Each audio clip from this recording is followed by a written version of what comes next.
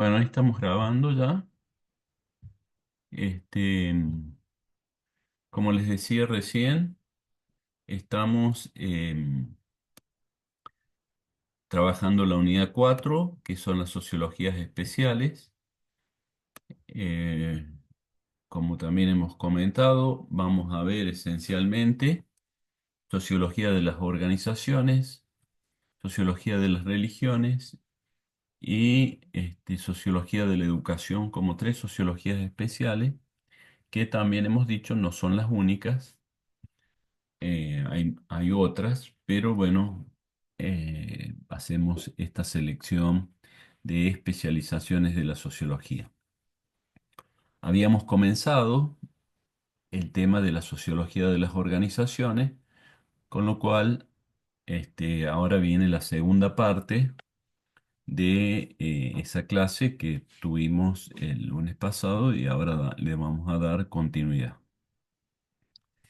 Eh, si mal no me recuerdo, una de las últimas cosas que dijimos es en, que en las organizaciones se da una relación planteada por muchos autores entre una dimensión subjetiva y una dimensión objetiva. Nosotros, por ejemplo, un autor que le damos mucha importancia, que lo vamos a ver en las próximas unidades, es Pierre Bourdieu, y que trabaja mucho esta vinculación entre subjetividad y objetividad, entre el mundo interno nuestro y el mundo externo a nosotros. Incluso le pone nombres como hábitus para dar cuenta de lo subjetivo y campo para dar cuenta de lo objetivo. Eh, Ahora simplemente mencionamos eso. Otro autor que se refiere a lo institucional es Castoriadis. Y habíamos dicho, ¿cierto? Ya habíamos mencionado que él utiliza dos conceptos, también un poco para hacer referencia a estas dos dimensiones, que son los conceptos de instituido e instituyente. La palabra instituyente ya nos sugiere movimiento, nos sugiere dinámica. Y instituido nos hace referencia más a una cosa, a algo que ya está establecido, que está materializado. Por ejemplo, en una institución, algo instituido puede ser el estatuto, las reglas, las normas, el diseño curricular de una carrera, el edificio mismo, las facultades, la estructura organizativa que tienen las autoridades. Hay muchos elementos que se han establecido antes y que perduran a lo largo del tiempo. En cambio, lo instituyente tiene que ver, por ejemplo, con ese plan de estudio de una carrera hecho cuerpo en las personas, en los docentes que van y dan las materias, por ejemplo, en el estudiante que estudia una disciplina. Siempre digo yo psicólogo y psicología. La psicología está objetivada en los libros, en los artículos, en videos, en muchos tipos de soportes. Pero el psicólogo tiene en su mente esos conocimientos, tiene en algún lugar también de su aparato psíquico experiencias, casos, y todo eso hace que la psicología esté en su subjetividad. Y en esa interrelación, porque no son dos dimensiones separadas, sino que se necesitan mutuamente. La psicología sin el psicólogo va a quedar en una biblioteca olvidada. Es la dimensión instituyente, es la dimensión subjetiva, lo que le pone vida a eso que viene del pasado y que está objetivado de alguna manera.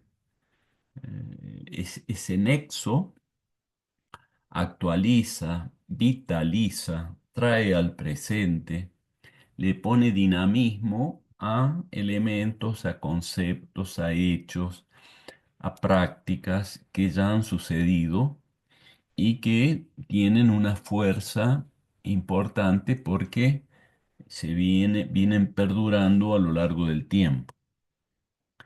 Y lo instituyente, es decir, ese aspecto dinámico, muchas veces, bueno, se diluye, muchas veces es efímero y se olvidan lo que pasa en el día a día, en situaciones puntuales, pero otras veces va dejando huellas y esas huellas perduran, ¿no? Con lo cual también lo instituyente se torna instituido. No habría nada instituido sin instancias instituyentes. Bueno, todo esto lo habíamos mencionado ya, lo repetimos porque este, es una dinámica que, que la vamos a ver también desde otros lugares, desde otros conceptos, pero interesante porque incluso en última instancia tiene que ver o guarda algún tipo de relación entre la sociología y la psicología, ¿no? La psicología es más subjetiva, más vital. La sociología aborda lo que está instituido, ¿cierto? La sociedad, las construcciones sociales extensas que vienen del pasado. Y la psicología es más del día a día de las personas. Obviamente que al igual que lo instituido y lo instituyente, no hay sociología sin personas, ni personas sin las construcciones sociales. Seríamos meros animalitos si no tomáramos las dimensiones socioculturales que nos elevan a este tiempo y a este lugar que nos toca vivir. Bueno, la etimología de las palabras, a mí personalmente me gustan mucho, porque son bastante indicativas de, del significado de los términos. Lo que nos sucede muchas veces es que el uso permanente, cotidiano de las palabras, nos hace que se olvide cómo surgió una palabra. Si uno se pone a pensar, en realidad conoce la historia de formación de las palabras de muy pocas. Pero sin embargo, las palabras todas tienen un origen, una historia en que las mismas se han formado. Y suele ser muy interesante esas historias de cuando se forma una palabra. Y esto lo estudia una rama de la lingüística que se llama etimologías. La palabra organización es de origen griego y significa organón, que al mismo tiempo significa instrumento, utensilio, aquello con lo que se trabaja.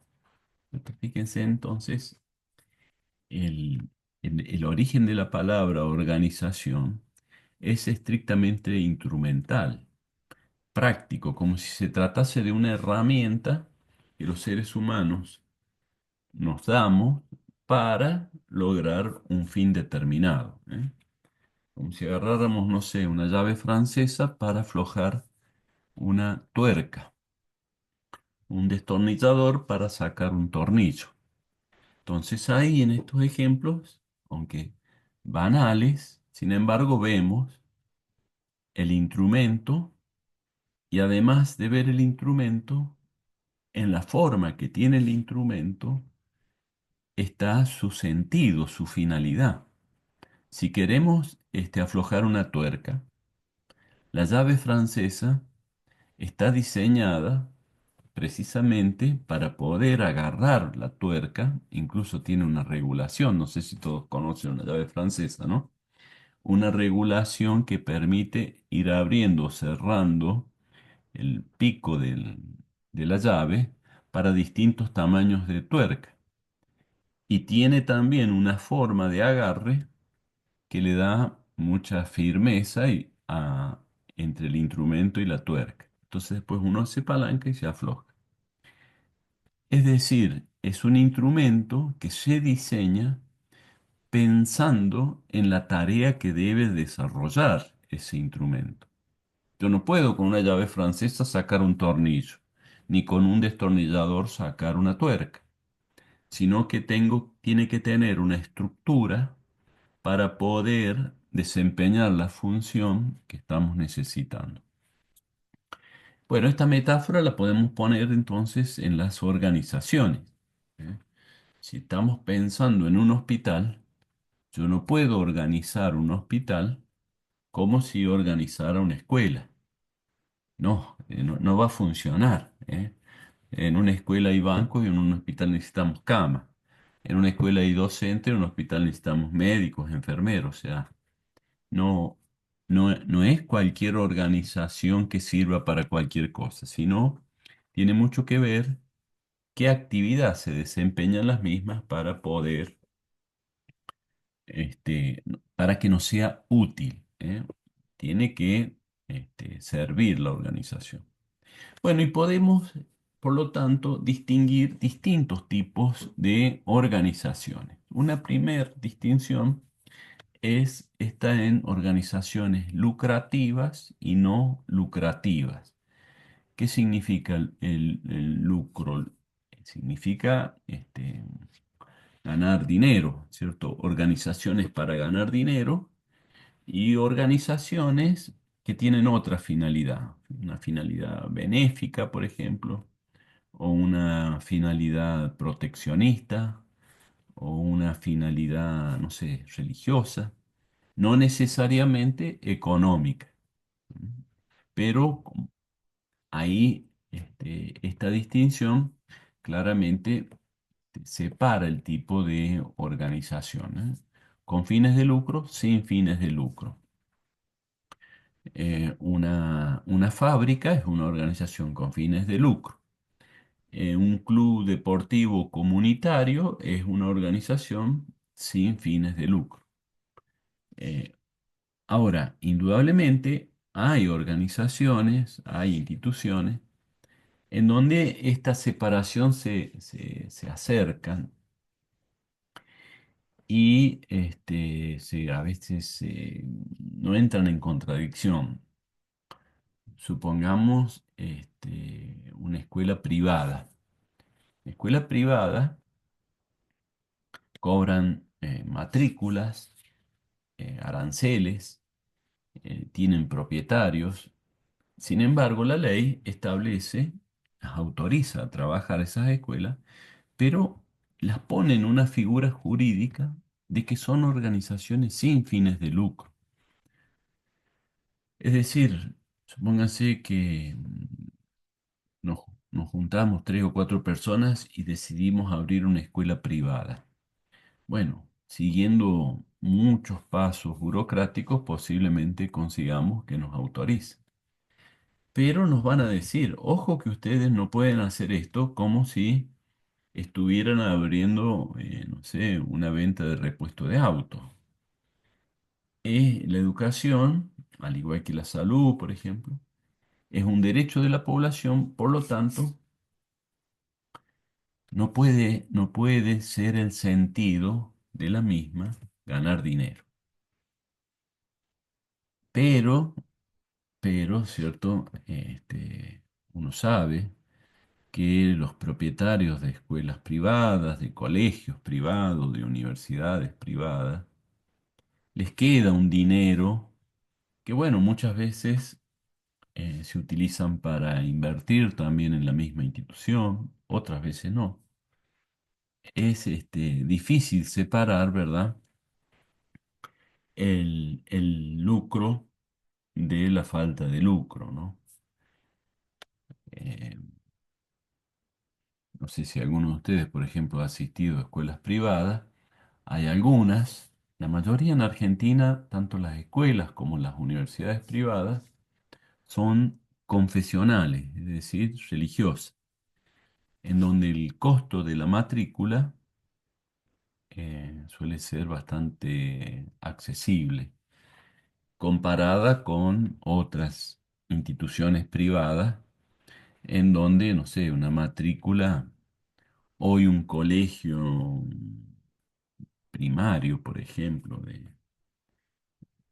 de mucho renombre, y puede tener un arancel mensual de cerca de 300, 400 mil pesos.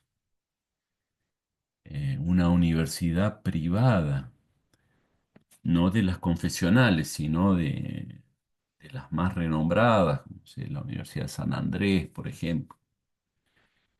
Y debe tener un arancel de, no sé, de 1 o 2 millones de pesos. La Universidad de Harvard sale $10.000 el arancel mensual. O sea, eh, los, los, los valores de lo que cuesta cambian, ¿verdad? Cambian mucho. Pero más allá de todo este análisis que entra entre fines de lucro, sin fines de lucro, claramente hay una distinción acá que hay que señalar como tipos de institución. Eh, para no confundirnos, ¿cierto? Olvidémonos de estas instituciones en donde se complementa un poco esto, el lucro y el no lucro, y pensemos en los casos más opuestos, ¿cierto? Como les digo, organizaciones típicamente económicas, un comercio, una industria, un banco, una financiera, una inmobiliaria, etcétera, ¿no? Y sin fines de lucro, un club, lo que se denomina, por ejemplo, ONG. ONG es una sigla que significa Organización No Gubernamental, que son personas que se deciden voluntariamente organizarse para este, trabajar por un fin que les resulta de interés y que consideran que está vulnerable de otras personas, que el Estado no se hace cargo, supongamos, no sé, del medio ambiente. Hay personas que dicen el Estado no se ocupa de todo el cuidado que necesita el medio ambiente y hay eh, personas que realmente hacen daño al medio ambiente, entonces tenemos que organizarnos para evitar ese daño. O que se organizan, por ejemplo, para velar por los animales que se dejan sueltos en la calle, o organizarse también, por ejemplo, porque son fanáticos de, no sé, del Ali Espósito, de grupos de artistas, ¿eh? No tienen una finalidad económica, pero sí se agrupa porque les resulta útil estar agrupados. Saber dónde va a cantar Ali Espósito, qué temas va a tocar, cómo lograr, por ejemplo, una entrevista con ella. Todo eso puede verse facilitado con una organización de fans de esta cantante, por ejemplo. La organización siempre va a facilitar, es este instrumento que nos ayuda a cumplir esa finalidad. Bueno, he ahí una distinción, ¿cierto? Con fines de lucro, sin fines de lucro. Otra distinción es algo parecido, vinculado a lo anterior, que son públicas y privadas. Las organizaciones privadas pueden sí no tener fines de lucro, pero la mayoría sí tienen fines de lucro. ¿Eh? Una organización privada, como les digo, puede ser un banco, un kiosco, no sé, una escuela, tienen propietarios. La organización es como un bien que pertenece a alguien. Puede ser unipersonal o puede ser un directorio, propietarios, accionistas. eh, y bueno, la propiedad privada, ustedes saben que supone ciertas restricciones al público en general, a diferencia de una organización pública. ¿Eh? La universidad es una organización pública en donde todo ciudadano tiene derecho de ingresar, de estudiar, de preguntar, de hacer sugerencias, de elegir, porque nos pertenece a todos. ¿Mm? La posesión, la propiedad es de todos. En cambio, en una privada, o es de una persona, o de una familia, o de una asociación pequeña de miembros. Bueno, depende también tipos de organizaciones según la estructura que se da para desarrollar esas actividades. Una primer distinción es organizaciones jerárquicas u horizontales. Es decir, jerárquicas, supongamos, las típicas y las más jerárquicas son, por ejemplo, las militares. Allí, bueno, arriba están los generales, después no sé quiénes siguen, los tenientes generales, los coroneles, bueno, los comandantes, sargentos, cabos, soldados. Una estructura bien piramidal y en donde el que está arriba da órdenes, no dialoga, no busca consenso con el que está abajo. Y así sucesivamente, ¿cierto? El sargento manda al cabo y no pone hagamos una reunión para ver qué decisiones tomamos. No, las decisiones se toman arriba y abajo se van obedeciendo. Implica una estructura jerárquica muy marcada. El caso contrario es una organización más horizontal, en donde los miembros, la relación de poder entre los miembros es más igualitaria, en donde sí, por ejemplo, las decisiones se suelen tomar con la participación de la mayoría de los miembros. Se hacen reuniones donde la gente participa, se plantean los problemas, se plantean las soluciones, se divide las actividades que hay que desarrollar y eso se hace en, no sé, en una asamblea, en un consejo, en un plenario, distintas formas de reuniones con la participación de la mayoría. Algo que tiene que ver con esto de estructuras jerárquicas u horizontales, también podemos denominarlas en organizaciones como organizaciones centralizadas y descentralizadas. Las organizaciones centralizadas suponen esta estructura piramidal en donde uno o unos pocos toman las decisiones. Después viene un plano intermedio, ¿cierto? Representémonos un triángulo en donde hay una cúspide con pocas personas, en donde se concentra el poder mayor, el poder de tomar decisiones generales. Después viene un rango medio, que esencialmente lo que hacen es coordinar las acciones de los que están más abajo y controlar también las acciones de los mismos. ¿Eh? Entre el plano superior y el plano medio, yo suelo pensar, ¿cierto? Para no olvidarme, de las tres CO, o sea, de las tres CO.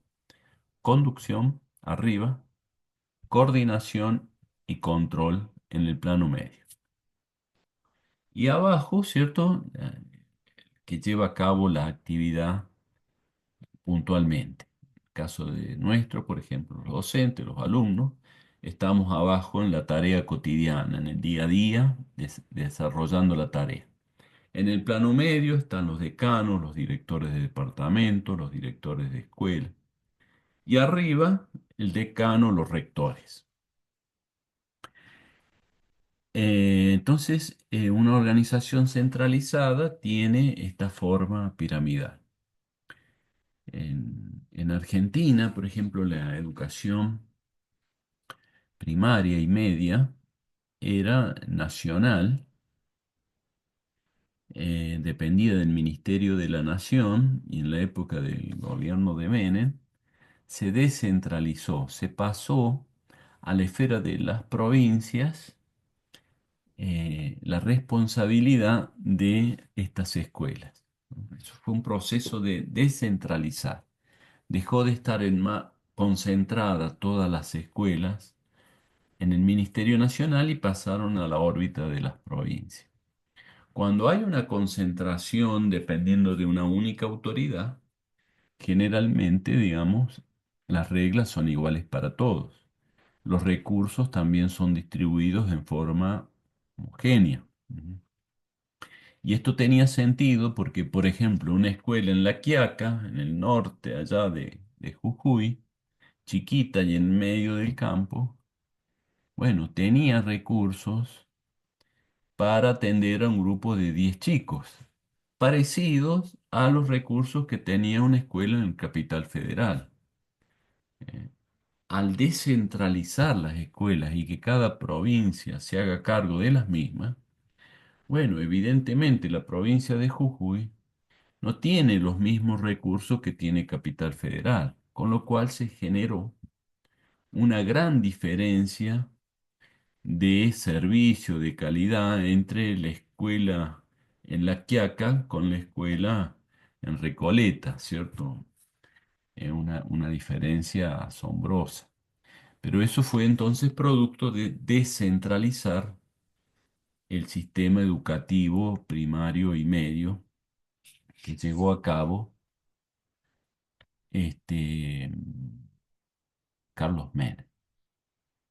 Cuando ustedes, sobre todo algunos puntanos que tenemos en la clase, ¿no? Quizás recuerden, en el 2001 tuvimos una semana de presidente a Adolfo Rodríguez Sá. Y en esa semana tenía como proyecto Adolfo provincializar las universidades públicas.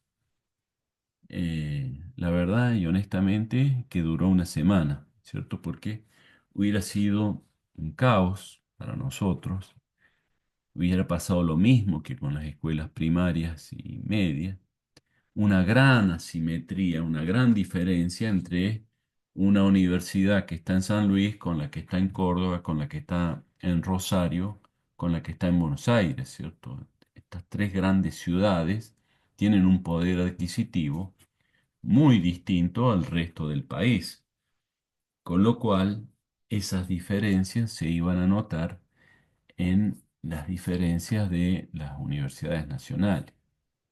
Hoy podemos, por ejemplo, nosotros decir, a pesar de que la UBA, que está en Cava, es una gran universidad, sin embargo, depende cómo se evalúen las universidades, para muchos, entre los que me incluyo, no es la UBA la mejor universidad del país, sino la Universidad Nacional de Río Cuarto. Después le sigue la Universidad Nacional de La Plata, después la Universidad del Litoral, después la Universidad de Cuyo, y después quizás pueda estar por ahí la UBA, ¿no? Eh, si provincializan las universidades, bueno, va a pasar, como les digo, lo mismo que ha pasado con el sistema primario y medio.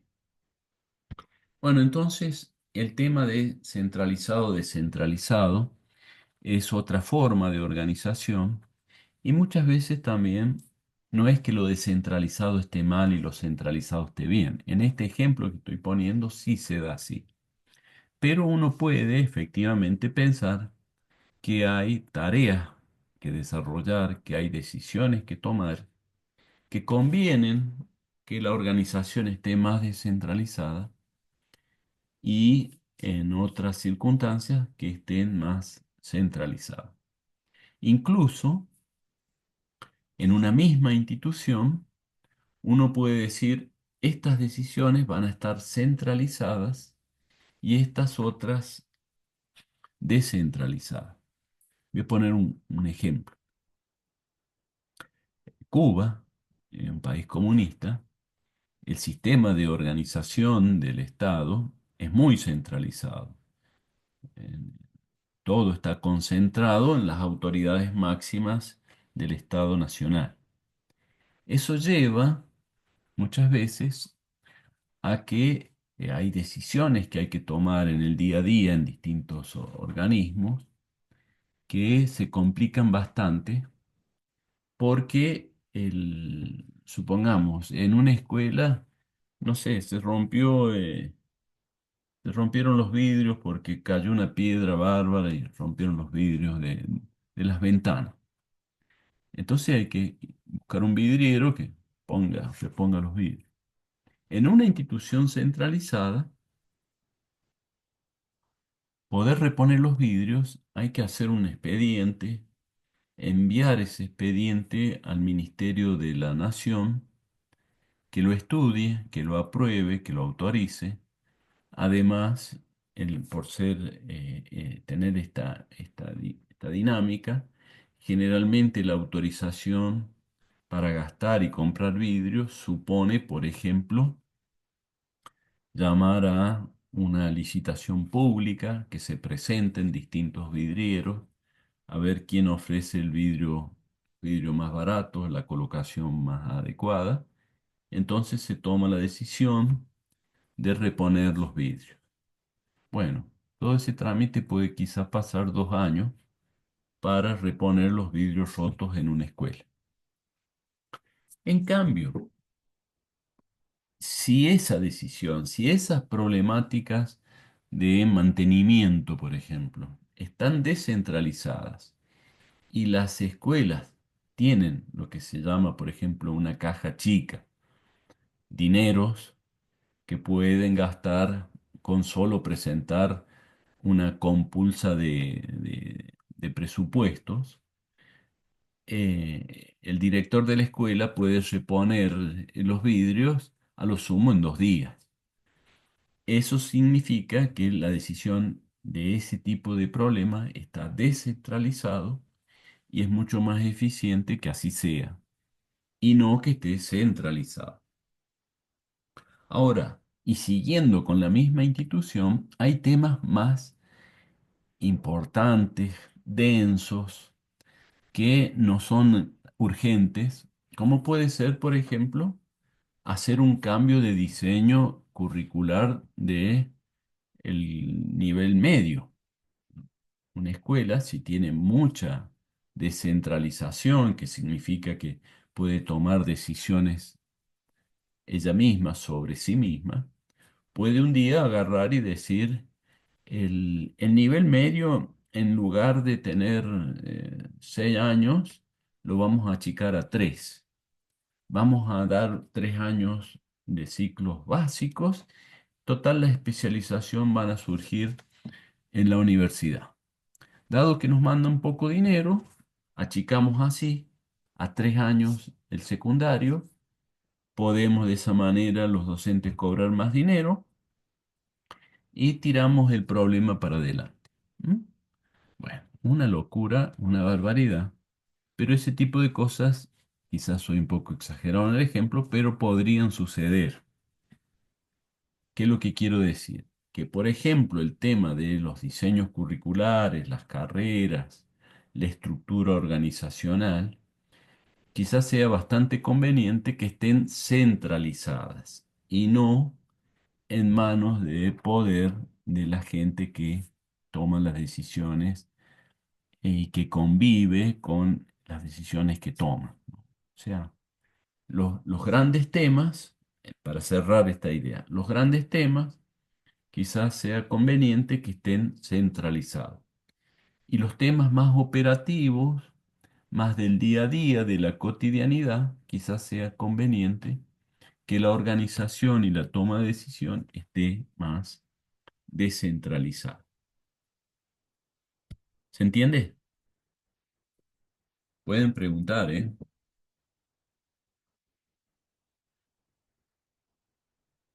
Sí, profe, se entiende. Entendió, Moni. Muy bien.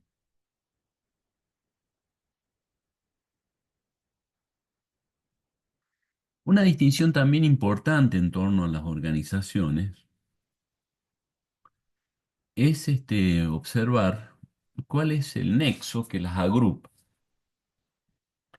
¿Qué es lo que hace que acá tengamos, cuál sería, para usar una metáfora, ¿cierto?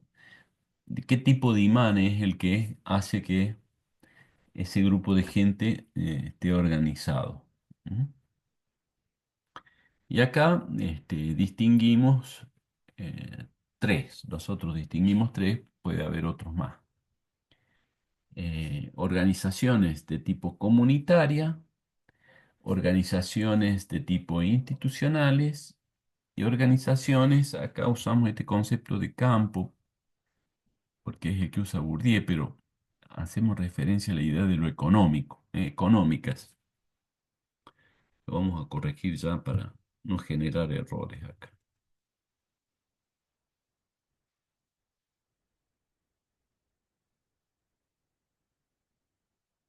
Bueno, veamos de qué se trata. Las organizaciones de tipo comunitaria, nosotros ya hemos dicho en el primer cuatrimestre varias cosas de la idea de comunidad. Sociedad y comunidad, por ejemplo, está en la unidad 2 en los conceptos, cuando hablamos de las dos tipos de solidaridades de Durkheim, solidaridad orgánica, solidaridad mecánica. La solidaridad mecánica es más de tipo comunitaria. En los conceptos también, cuando hablamos de la diferencia entre lo que es una familia y una empresa, también hacemos referencia a agrupaciones, en este caso familiar, en donde ciertas características humanas este, son predominantes. Una comunidad, un poco también en la etimología de la palabra comunidad, lo común, lo compartido, lo semejante, la hermandad, la fraternidad, el sentido de pertenencia, el reconocimiento de el otro con el cual interactúo, son características importantes. También se suele denominar a este tipo de vínculos relaciones cara a cara. ¿Por qué? ¿Por qué se usa esto cara a cara? Porque uno conoce al otro con el que está interactuando. No es alguien que ve por primera vez, sino que más bien es alguien que ve frecuentemente, de manera cíclica, repetida, conoce a esa otra persona, la reconoce. No son, por lo tanto, relaciones neutras, sino que esa permanencia de relaciones generalmente nos generan afectos, tanto positivos como negativos, ¿cierto? Pero surge un sentimiento con aquellas personas que, bueno, familiares, vecinos, colegas del trabajo, que uno comparte tiempo, comparte lugares, comparte actividades. No así alguien que uno no ha visto antes, ¿eh? Si a nosotros nos dicen, che, ¿sabes qué? Mira, falleció tu vecino. Bueno, uno le impacta porque el vecino lo ve casi todos los días. Pero si el vecino vivía al lado o al frente. Ahora, si el vecino vivía a 3 cuadras, quizás uno ni lo conocía o apenas tiene una imagen de ese vecino. Con lo cual, esa desgracia que le pasó no nos llega, no nos impacta. ¿Por qué? Y porque no hemos compartido tiempos, conversaciones, algo. Entonces, la relación cara a cara, la relación comunitaria, tiene la característica de la presencia emocional, de que el nexo, decíamos recién, es el nexo lo que caracteriza a este tipo de organizaciones. El nexo acá se tiñe de lo afectivo, de los sentimientos, de los valores. Eso le da la característica, ¿cierto? Y al ser los valores, al ser lo afectivo, eso impacta en acciones concretas. Por ejemplo, ¿cómo? Bueno, la mayoría de las acciones en una comunidad son solidarias, son cooperativas, son desinteresadas. Yo siempre les digo, ¿cierto? En una familia, sí, hace mucho que no vemos a un hijo, viene el hijo Le queremos dar un abrazo y el hijo nos dice, papá, la tarifa del abrazo hoy está en 5.000 pesos. Una cosa absurda, ¿verdad? Totalmente absurda porque un abrazo es una expresión emocional, no un intercambio mercantil. E incluso, mercantilmente, uno puede ver a este hijo, ¿cierto? Y llevarle una remera de regalo. Pero no le decimos, che, te regalé la remera, ¿qué me vas a regalar vos? No, si es un regalo, no se espera un contrarregalo, que es un hijo, es una acción desinteresada. En cambio, no sé si viene un vecino a decir, che, mira, vos sabés que en el jardín voy a sacar todo el césped y voy a poner concreto. Entonces me sobra la cortadora de pasto y veo que vos no tenés. Te cambio la cortadora de pasto por la bicicleta. Bueno, puede ser, ¿cierto? Un intercambio es un vecino, no es un hijo. A un hijo, si uno le da una cortadora de pasto, no le va a pedir la bicicleta. El nexo afectivo hace que el interés económico instrumental no esté, por lo menos, tan presente, ¿no? Y si a veces está presente, se recomienda disimularlo porque queda feo. Bueno, eh, acá dice los, la lógica de las organizaciones comunitarias se rigen o se pueden denominar lógica de la mismidad. ¿Qué significa esto? Bueno, que hay cierta repetición en lo que estamos diciendo, ¿cierto? Uno interactúa con las mismas personas en la familia. Siempre tenemos los mismos hermanos, los mismos padres. Nos vamos cambiando esta semana. Mis hermanos son estos, la semana que viene mis hermanos son estos otros. No, los mismos hermanos. Vamos a la casa, a la misma casa, nuestra casa. Allí nos juntamos. Generalmente hacemos las mismas cosas, no sé, los domingos juntamos a comer, los sábados a lo mejor salimos a caminar, las mismas actividades, las mismas personas, los mismos lugares. Eso, esa lógica de la mismidad, está presente en las organizaciones comunitarias. Ahora bien, ¿recuerdan cuando vimos a Durkheim, Durkheim que planteaba las dos solidaridades, etcétera? Teníamos la metáfora del árbol, ¿cierto? Este sentido de integración en una sociedad y las ramas después, el tronco como esta acción de integración y las ramas como una acción de diferenciación. Hay una idea que vamos a repetir en sociología cuando veamos sociología de la educación. Esa acción integradora que Durkheim dice toda sociedad necesita, hace de soporte para después tener actividades más instrumentales. Lo pongo con un ejemplo. Un banco es una organización instrumental, económica, en donde el cálculo está medido milimétricamente, ¿no? Te atrasaste un día en el pago, te cobran interés. Es decir, lo métrico, el cálculo, el interés es la lógica predominante. Allí no es si sos conocido del cajero que te van a cobrar más o menos. No, podés ser conocido del cajero, pero el cajero te va a tener que cobrar igual, así seas conocido, hermano, primo, vecino, ¿no? El cálculo prevalece. Sin embargo, la confianza, la confianza en las acciones económicas es un soporte también que tiene que estar presente. Si cae una persona a pedir un crédito a un banco, por supuesto que hay requisitos formales que deben llenarse, ¿cierto? Decir, bueno, tráigame su recibo de sueldo, por ejemplo.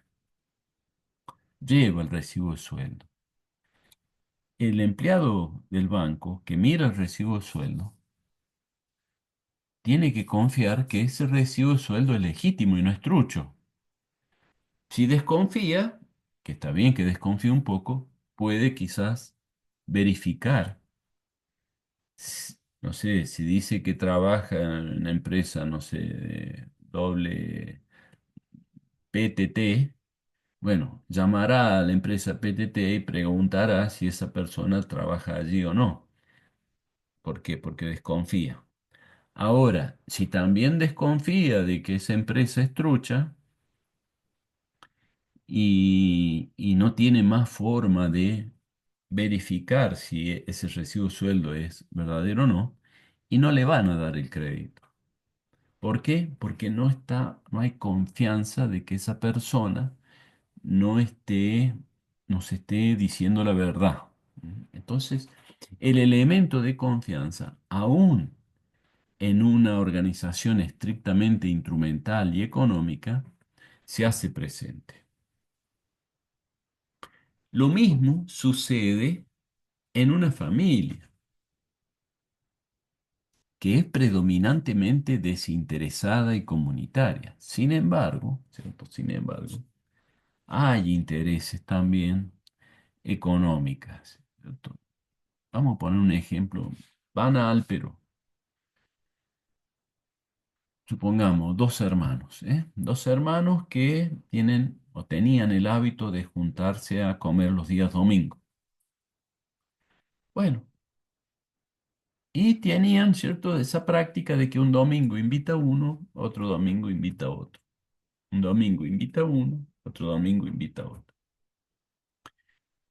Y también tienen la costumbre de decir, bueno, el que invita pone la comida y el invitado trae las bebidas y el postre, ¿eh? Como una cosa equitativa para no gastar tanto y qué sé. Prácticas bastante comunes en el ámbito familiar, ¿cierto? Ahora supongamos, un empleado se llama, no sé, José y un empleado, no, un hermano se llama José y el otro hermano se llama Luis. Bueno, cuando José va a la casa de Luis, que tiene que llevar postre y bebida, lleva, ¿cierto? No sé, gaseosas y un vino que sale, o dos vinos que salen 20.000 pesos cada botella, y lleva un postre que compra en, no sé, en una panadería renombrada. No es que no quiera hacer publicidad, no me acuerdo los nombres de Franceschini, por ejemplo, en donde una torta puede costar a lo mejor 40.000, 50.000 pesos. ¿Verdad? O sea que Luis, cuando va a la casa de Jorge, ha gastado como 70.000 pesos en lo que lleva. Ahora, cuando Jorge va a la casa de Luis, pasa por el súper, compra un vino toro, compra un agua saborizada y pasa por Grido y lleva 1 kilo de helado, ¿no? Entonces gastó 20.000 pesos. Bueno, pasa una vez, pasa dos veces, pasa tres veces. Y un día Luis va a decir, bueno, yo también voy a llevar helado de Grido, yo también me voy a llevar vino toro y chao.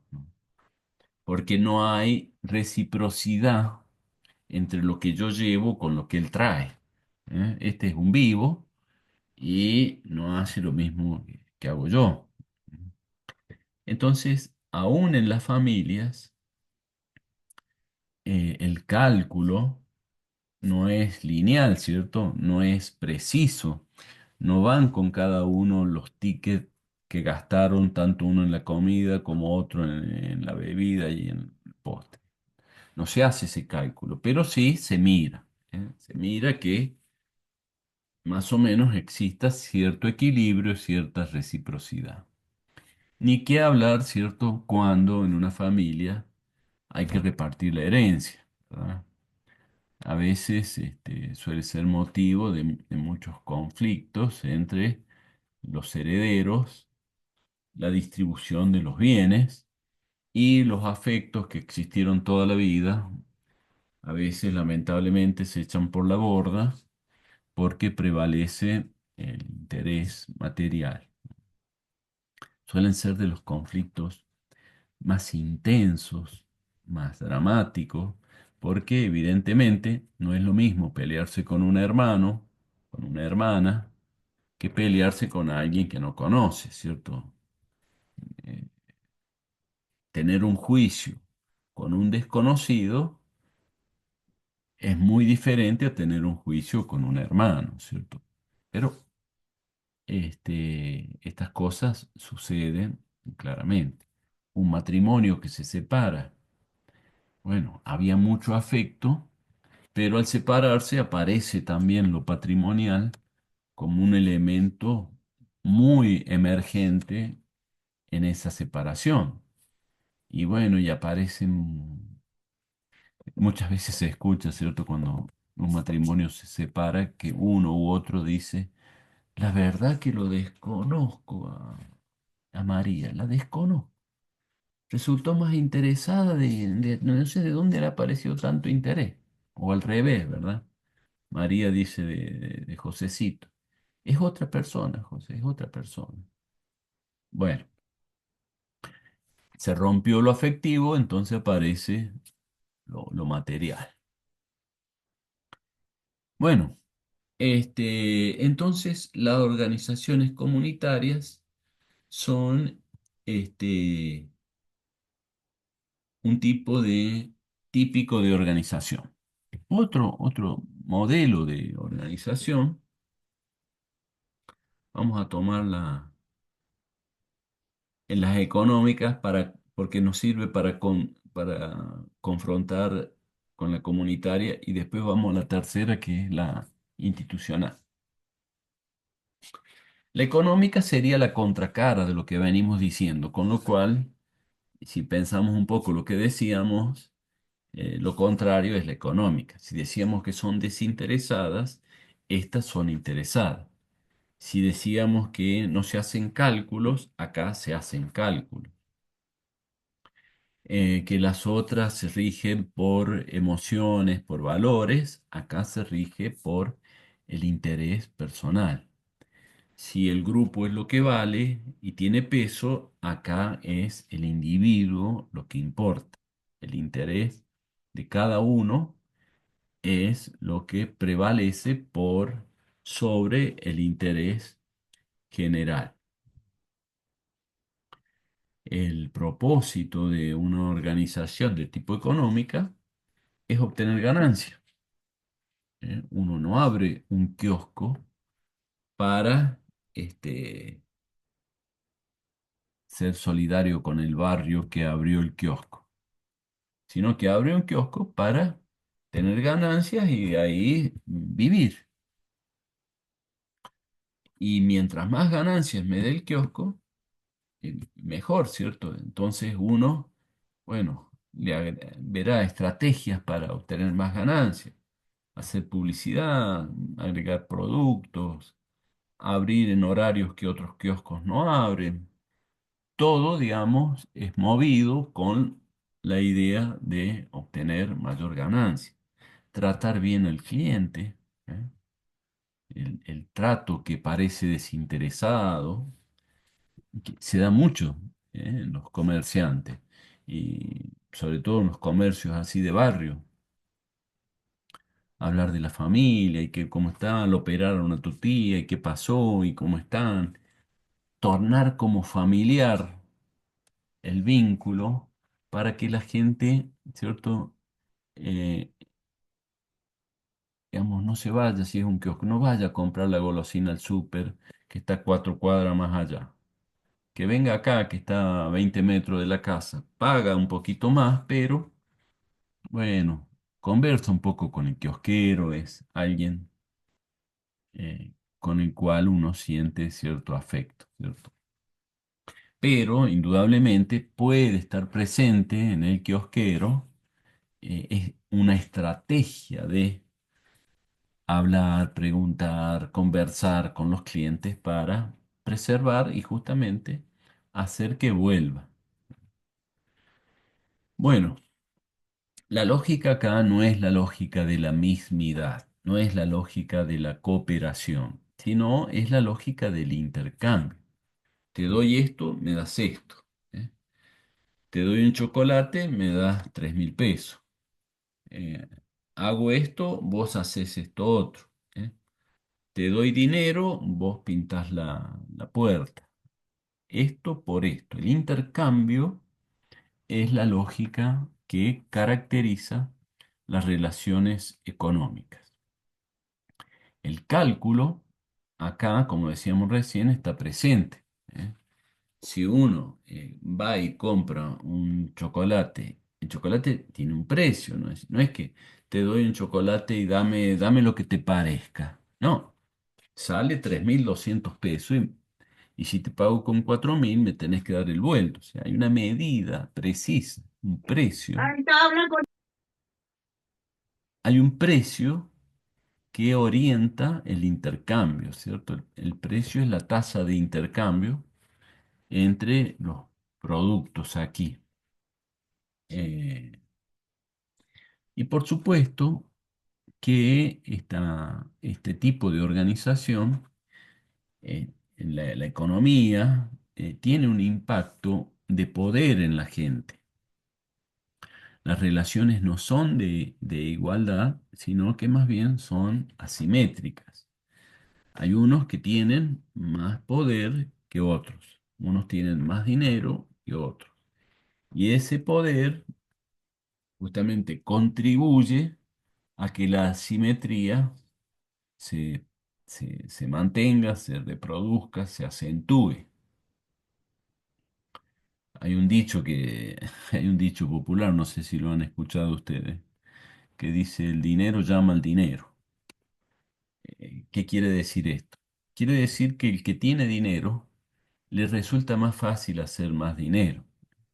Si una persona tiene ahorrado, no sé, $1.000.000, a esa persona le resulta fácil, o relativamente fácil, ganar $10.000 por mes. En cambio, si su ahorro es de $10.000 y no va a ganar $10.000 por mes. ¿Eh? Es el volumen de dinero lo que contribuye a hacer más dinero. No se está en igualdad de condiciones de ganar lo mismo alguien que tiene poco o nada con alguien que tiene mucho. Entonces, la economía da poder y genera asimetría en una relación. Cuando el capitalismo dice, se hace contratos entre trabajadores y empleados, entre el patrón y un trabajador, la mirada del patrón es, bueno, yo tengo este trabajo, supongamos, no sé, reponer mercadería en el almacén y pago un salario de, no sé, 600.000 pesos por mes. Ofrezco este trabajo. No está obligado el trabajador a aceptarlo. ¿No querés trabajar por 600.000 pesos? Bueno, anda a trabajar a otro lado.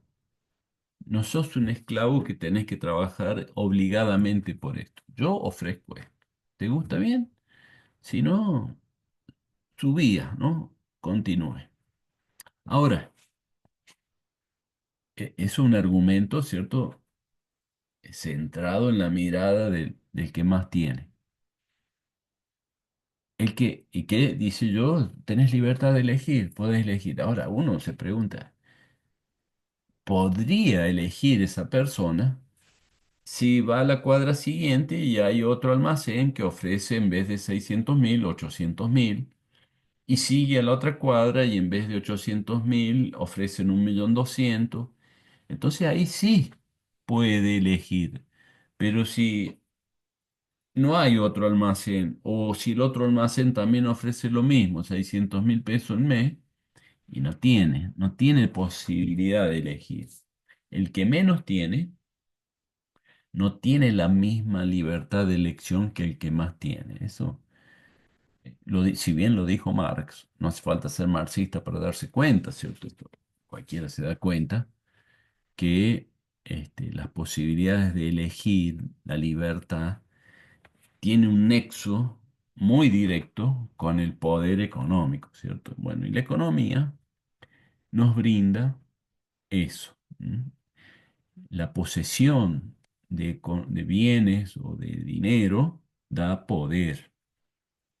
Y la sociedad capitalista, ¿cierto? La sociedad, incluso previo al capitalismo también, generó un marco jurídico denominado propiedad privada que garantiza que los bienes de una persona no sean distribuidos por la comunidad o que si muere no pasen a ser un bien público. La propiedad privada sanciona a quien quiere tomar un bien de un poseedor y garantiza que al fallecer una persona se respete el derecho de herencia. La propiedad privada ayuda a que familias sean muy poderosas y otras, en cambio, que no tienen posesiones, queden marginadas, este, por mucho tiempo y a veces lo que se denomina pobreza estructural se va reproduciendo las familias bajo la condición de pobreza.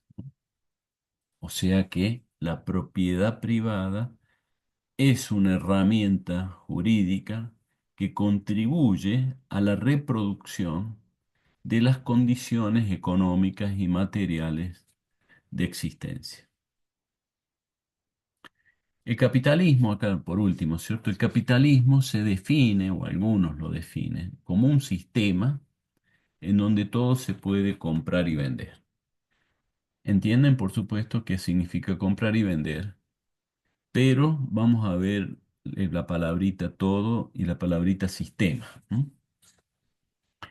Sistema significa justamente amplio, que abarca, por ejemplo, el sistema social, un sistema nacional, y además de esta amplitud, está relacionado las partes que conforman ese conjunto.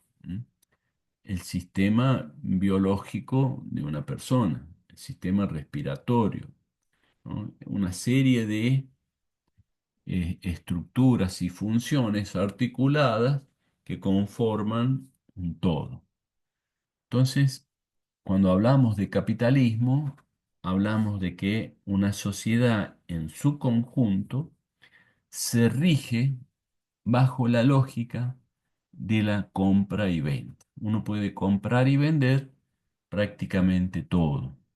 Puede comprar, vender educación, puede comprar, vender un auto, puede comprar, vender una casa. Bueno, hay una canción por ahí, me parece que es del colombiano, de Calle 13, que dice, no se puede comprar el sol, creo, no se puede comprar el viento. Evidentemente no se puede comprar todo, ¿eh? No se puede comprar un amigo, no se puede comprar un amor, no se puede comprar una sonrisa. Hay cosas que no se pueden comprar por suerte, ¿cierto? Son límites que tiene el capitalismo, pero indudablemente, bajo la lógica del capitalismo, muchas cosas se pueden comprar y vender, muchas cosas. Y a veces los poderosos cometen, este, avasallan al débil de su poder, ¿sí? Te compro 12 horas de trabajo por día y te pago la comida y el techo y nada más. Eso es explotación. Y el otro acepta porque si no se muere de hambre. Compro tu tiempo, compro tu esfuerzo y te pago muy poco. Te pago poco porque yo tengo poder y vos no tenés nada. Bueno, por eso el capitalismo, cuando no tiene una regulación, cuando no hay árbitros que miren esas relaciones, se vuelve salvaje. El ser humano no es un ser angelical, más bien es un ser violento, egoísta, posesivo, y mientras más tiene, más poder puede tener y lo busca, y si no se le pone límites y reglas, surgen muchas injusticias. El capitalismo, si no está regulado por el Estado, acá digo una opinión personal, ¿cierto? Si el capitalismo no está regulado por el Estado, es, es injusto. Bueno, me faltaba en la otra forma típica de organización, las institucionales, ¿no? ¿Qué son las instituciones?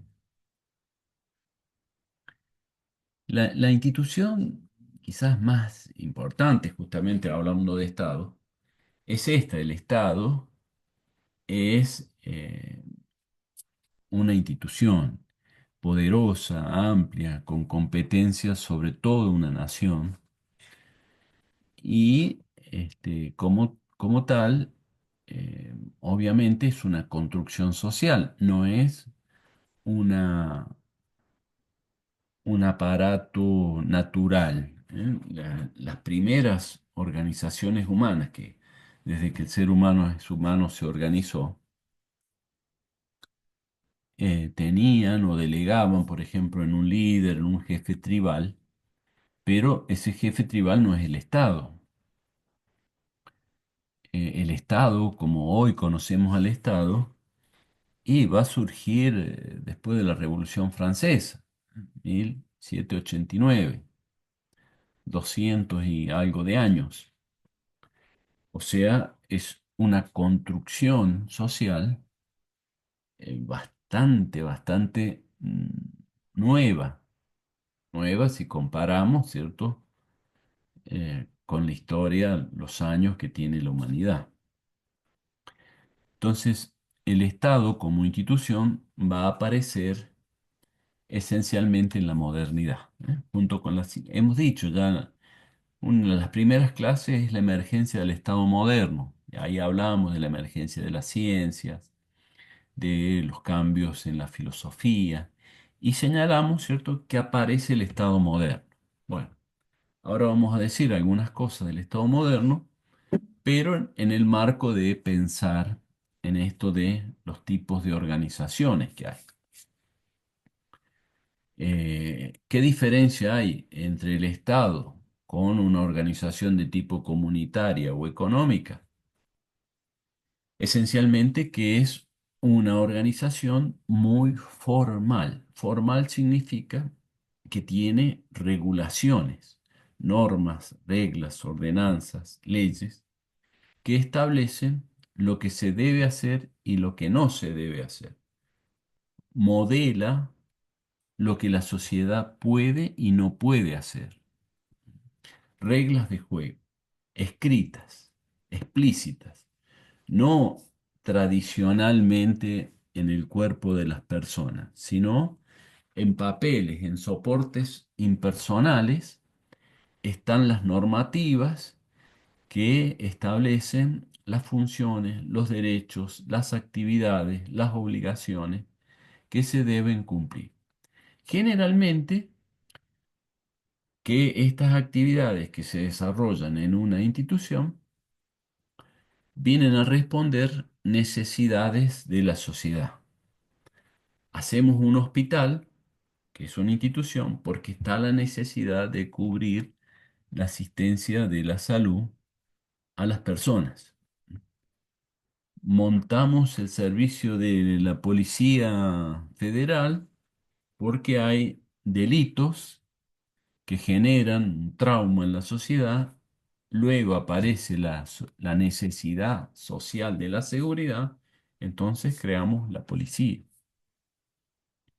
Podemos ser atacados por vecinos, países vecinos o países extranjeros. Bueno, eso nos da mucho temor, entonces nos da la necesidad de proteger. Entonces creamos la institución ejército. Y así, la institución educación, la institución vialidad nacional, la institución de asistencia a los jubilados, a los discapacitados, la institución que genera investigación, etcétera, etcétera, etcétera, ¿no? Todas estas instituciones tienen como sentido, entonces, responder a necesidades sociales y están muy reguladas, muy formalmente pautadas las tareas que se deben realizar, los derechos que se deben respetar, las obligaciones que también se deben cumplir, forman parte de esta característica que denominamos institución. A diferencia, por ejemplo, de lo que denominamos una organización comunitaria. Organización comunitaria, nos organizamos para defender el medio ambiente. Bueno, allí, ¿cierto? Podemos escribir un pequeño estatuto, pero casi todo es voluntario, de palabra, los acuerdos que llegamos, eh, tiene otra lógica, ¿cierto? En cambio, en una institución está todo puesto por papeles. Además, otra característica muy destacada es que las personas que desempeñan esas actividades cobran un salario, tienen un sueldo, con lo cual se incrementa, ¿cierto?, las obligaciones de trabajar. Si cobran un sueldo, no puede un día trabajar y otro día no, un día voy a las 10, otro día voy a las 4 de la tarde. No, hay responsabilidades que deben cumplirse en virtud también de que se recibe un dinero en formato de sueldo, ¿cierto?, por esa actividad que se desempeña. Bueno, es Weber, este autor que un poco estamos viendo y que van a repasar también ustedes en el trabajo práctico, uno de los autores que dice cosas de las más interesantes respecto al Estado y a la burocracia. El Estado obviamente es una institución burocrática y este sociólogo marca varias características respecto a cómo es el Estado. Una definición que dice Weber del Estado es que es la única institución que puede ejercer la violencia de modo legítimo. ¿Qué quiere decir esto? Bueno, si viene un vecino y me lleva mi moto, yo no puedo ir a la casa de él, pegarle un palo en la cabeza y recuperar mi moto. Por más que la vea, que la tengo ahí al frente. Es tan cara dura, ¿cierto? Se cree muy matón. Vino, me sacó la moto y la tiene ahí él a la vista mía. Ah, sí, ya va a ver ese pícaro. Agarró un palo y le rompí la cabeza y me traje la moto de vuelta. Bueno, supongamos que tuve la suerte de no matarlo. No obstante eso, lo más probable es que vaya preso por intento de homicidio, no sé, 10, 15 años. ¿Eh? Cometí un delito mayor que el delito que él ejerció sobre mí al sacarme la moto. Vivimos en una sociedad en donde está prohibido hacer justicia por mano propia. El Estado nos ha expropiado esa facultad. Porque se cree que el Estado puede ser más justo que esto que podemos hacer nosotros, ¿cierto? Me sacó la moto y le pegué un palo en la cabeza. La justicia tiene que ser acorde la sanción al delito cometido. Eh, Si robó una moto, tendrá que ir preso, pero no se le puede tampoco cortar las manos porque robó la moto, ¿cierto? Es mayor la sanción que el delito. Algunos países suelen hacer esto con el sentido de ser ejemplar para evitar que otros roben las motos. Pero indudablemente es un exceso que cometen las autoridades cuando la sanción es mayor que el delito cometido. Bueno, lo que estoy queriendo mencionar es que el único que legítimamente puede ejercer la coerción, la sanción, y Weber utiliza la palabra violencia, es el Estado, ¿m? No los privados. Ahora, el Estado como institución burocrática tiene las características de la burocracia. Una de esas características, de alguna manera ya lo veníamos mencionando, es el elemento prescriptivo. Es decir, no se puede tomar decisiones en una institución estatal si no es teniendo de referencia una norma, un reglamento, un estatuto, supongamos, ¿cierto?, en la universidad. Yo les sugiero algo que a mí como estos temas me gustan mucho. Cuando era estudiante, tuve la suerte de ser miembro del Consejo Superior.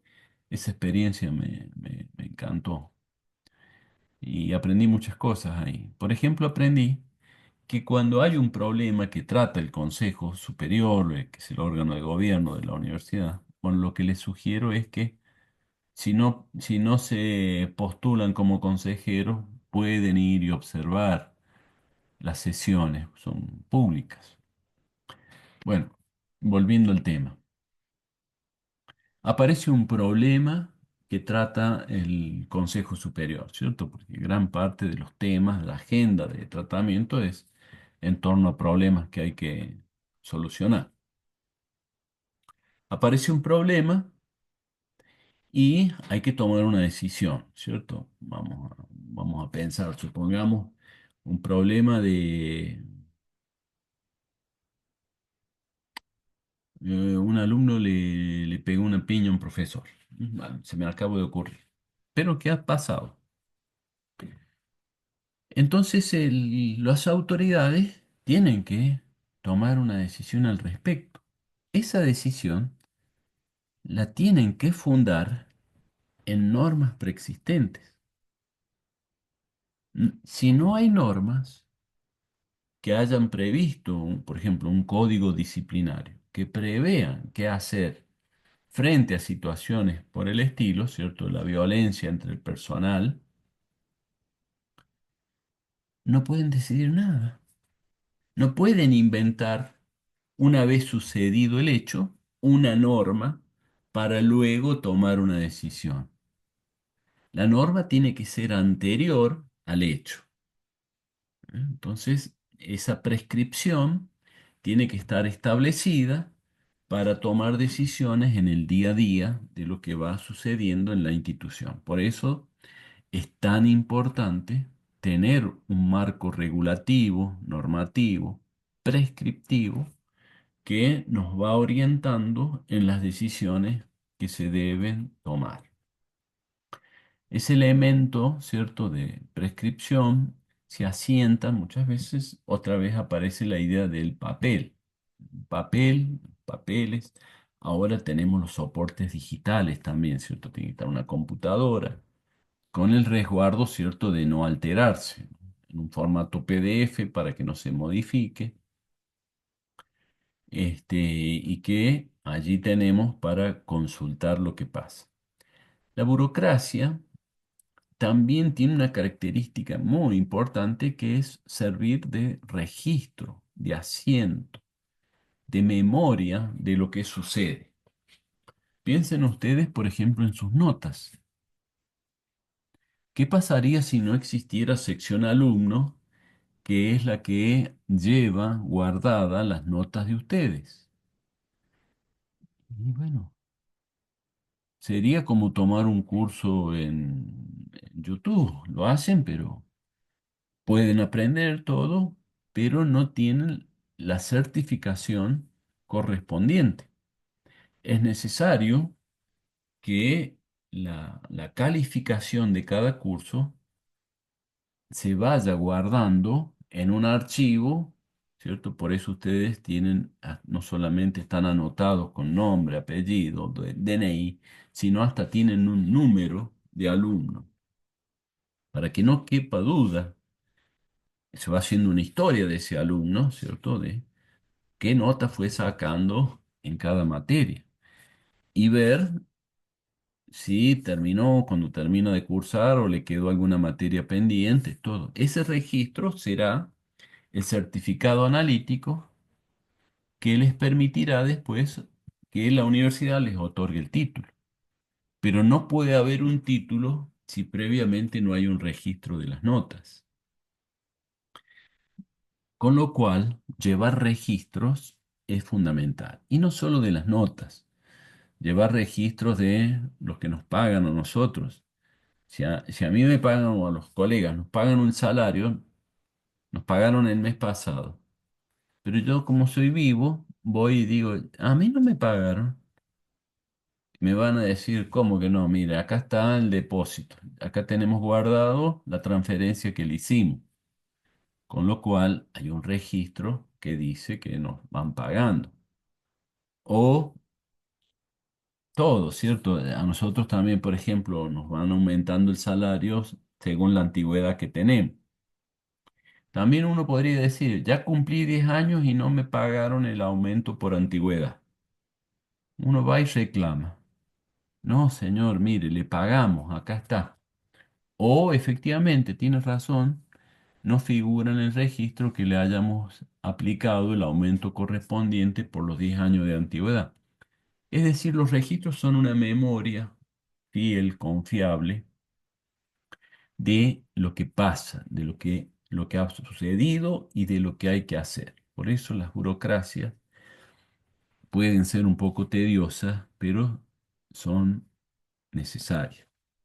También las burocracias y el Estado tienen carácter público. Ya hemos dicho un par de veces qué significa público, lo hemos contrapuesto al significado de privado. Público es de todos, público es acceso a todos, la posibilidad de entrar, de hacer cosas. La universidad, por ejemplo, es pública, como lo es una plaza, como es una ciudad, como es una calle, como es la justicia, como es un hospital público. ¿M? Nos pertenece a todos y tenemos derecho todos sobre esas instituciones que son públicas. Bueno, otra característica que da Weber de las burocracias es que se da un proceso de división de tareas. Para entender esto de la división de tareas, podemos pensar en el trabajo rural, ¿no? ¿Cómo trabaja un peón de campo? El peón de campo se levanta a veces a las 6 de la mañana y bueno, tiene que ir a ordenar la leche a la vaca. Termina a las 7, llega, cae con la leche a los patrones. Entonces después el patrón le dice, bueno, anda a agarrar el caballo y anda a buscar los animales que están allá en el corral. Entonces va con el caballo, recoge los animales. Vuelve, dice, tráete los huevos de los gallineros. Trae los huevos de los gallineros. Ahora anda a darle de comer a los chanchos, pero antes de darle de comer, fíjate que el maíz falta molerlo, así que primero ponete a moler el maíz. Muele el maíz, le da de comer los chanchos. Bueno, ahora agarrá la camioneta y andate al pueblo, al almacén y tráete, no sé, el pan y un kilo de asado.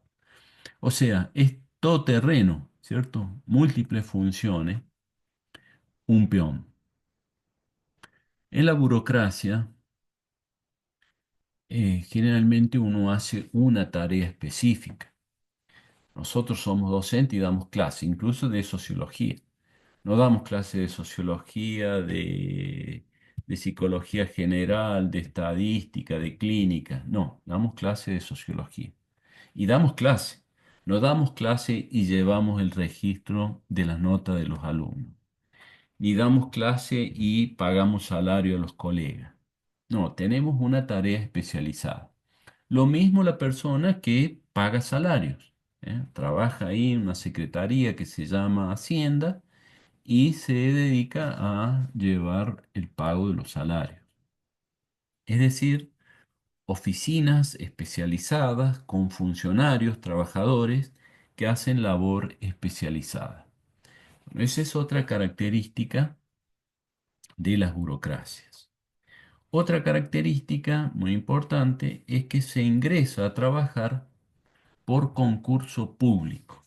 Esta idea del concurso, ¿qué significa? Concurso público además, ¿cierto? La idea de público ya la vamos a explicar. Concurso significa competencia para ver quién está más capacitado para ocupar un cargo. ¿Eh? Se jubila un docente, entonces queda la necesidad de que alguien ocupe ese cargo de ese docente que se jubiló. O se jubiló un médico, un clínico, entonces quedó vacante ese cargo. Se retiró un comisario, queda vacante la jefatura de la comisaría. Bueno, ¿qué es lo que tiene que hacer un Estado burocrático? Tiene que no nombrar a un pariente, a un amigo, a un correligionario, sino nombrar a la persona que más capacitada esté para desempeñar ese cargo. Nombrar al mejor cirujano, al mejor comisario, al mejor docente. Y para garantizarse que va a nombrar al mejor, se tiene que informar a todo, por eso es público, a todo, no agarrar el teléfono y decirle a dos o tres nomás. Tiene que publicarse, por ejemplo, en los diarios, que se va a llamar a una compulsa, a un concurso, una competencia para cubrir ese cargo. Entonces muchos se anotan, se registran, llevan el currículum y allí entonces un tribunal, no una persona, sino varias personas, evalúan quién está más capacitado para ocupar ese cargo.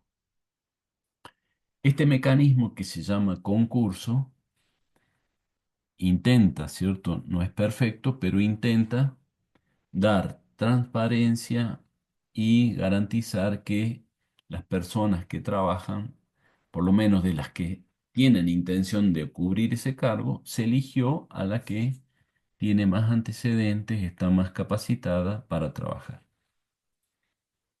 Esto es importante y lamentablemente no se cumple el 100% ni en todas las instituciones. En la universidad es uno de los lugares que más se cumple la idea del concurso público.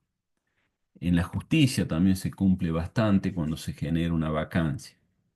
Pero hay otros lugares del Estado en que los nombramientos se hacen por si sos del partido o no sos del partido gobernante, ¿cierto? Y esto lo ha hecho todo, ¿no? Lo hace el gobierno actual, lo hizo el anterior, el anterior, el anterior, el anterior, el anterior. No es, no es un mal de un partido, es un mal, lamentablemente, de nuestra tradición de respetar poco los concursos en todas las instituciones públicas. Debería respetarse el concurso como un mecanismo para el ingreso a el trabajo. Bueno, otra característica es lo impersonal de las normas, de las tareas, en donde justamente las reglas eh, son cierta garantía para que el personalismo no aparezca como un arbitrario ahí, ¿cierto? Supongamos nosotros podemos tener un rector de la universidad que, bueno, fue elegido, pero que como cualquier funcionario público tiene muchísimas normas que acotan las decisiones que puede tomar. Sin embargo, puede darse que este rector sea personalista, ¿no? ¿Qué significa personalista?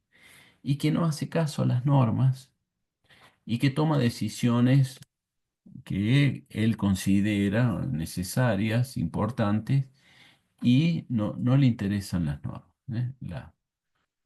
O un presidente que toma decisiones por lo que se llama DNU, Decreto de Necesidad de Urgencia, y no le interesa el marco legal. O viene una norma del marco legal y no le interesa y la veta. Bueno, esos son estilos no regidos por los marcos regulatorios, sino por los caprichos personales. También esto no es solo de un partido político de una época. En Argentina abundan presidentes y gobernadores personalistas. Más bien, no son excepciones, sino que son la regla. Yo creo que casi que no ha habido presidente que no han sido personalistas, gobernadores que no han sido personalistas. Bueno, algún día podremos tener una sociedad más racional, más institucionalizada, en donde los espacios públicos tengan respeto por las normativas y sean menos personalistas, ¿no? Bueno, la idea de organizaciones de campo, vamos a hacer muy rápido y vamos a dejar acá, porque después tenemos la teoría de Bourdieu, la vamos a ver en profundidad, ¿cierto? Pero menciono acá un poquito la lógica, que como decíamos también, bueno, ya hemos hablado de esta, ¿cierto? Que se contrapone a lo comunitario. Acá es el interés, es el cálculo, es el capital, ya lo dijimos esto, así que ya está, Sí. ya está dicho esto. Bueno, nos quedan un par de filminas, pero no son importantes, así que eh, vamos a dejar la teoría hasta acá. Obviamente podemos hacer preguntas, consultas, comentarios, lo que deseen.